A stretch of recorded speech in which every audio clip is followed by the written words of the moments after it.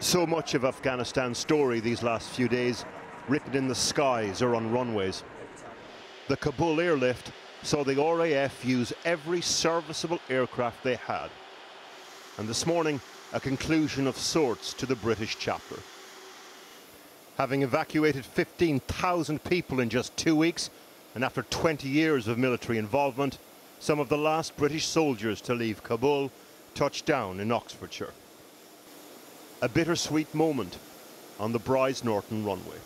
Whilst we recognise and I pay testament to the achievement of everything that has been achieved by coalition forces, but particularly the British contingent over the last 2 weeks, in the end we know that there are some really sad stories of people who have desperately tried to leave, that we have, no matter how hard our efforts, we have been unsuccessful in evacuating.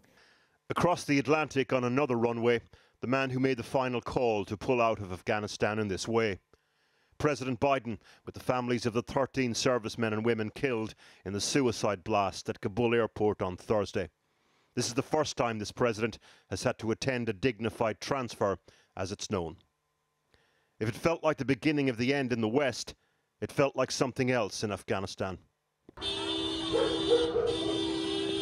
Hours after warnings that another terrorist attack in Kabul was likely, the US targeted a suicide bomber in a vehicle who officials say was aiming to carry out another attack on the airport. It's being reported in Kabul that these pictures show a rocket strike on a house near the airport. Not far from where this happened, a man stuck in the city whose story we've been following. A journalist by profession, Hazara by ethnicity.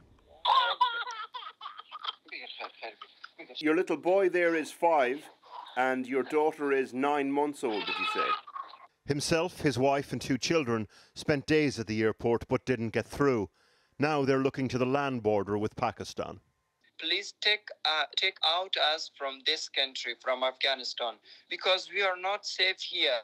I will try to go to the border and to go to Pakistan. As well, I don't have enough money. Also, the border of Pakistan closed.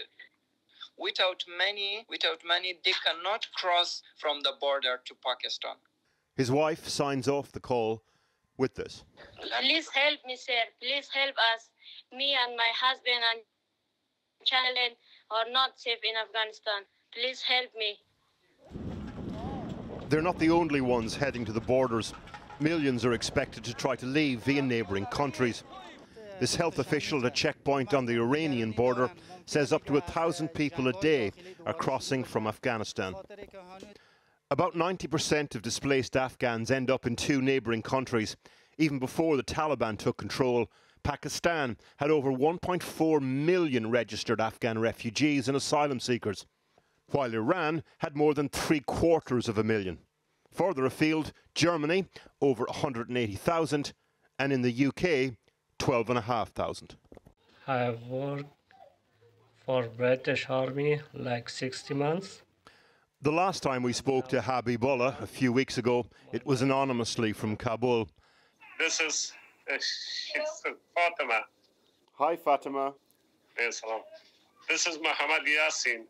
Today we spoke to him and his family from quarantine in a hotel room near Heathrow Airport. After 2 days waiting in Kabul, they got through onto an evacuation flight. And this is how that felt. Oh, wow. I was so pleased, sir. I was so pleased. Because of the yeah, it was I can't explain that time, sir. When I arrived the gate and they accept me with my children. A family of Afghans who, like so many others, are waiting to see whether Taliban rhetoric, that this time it's different, matches the reality on Taliban-controlled streets.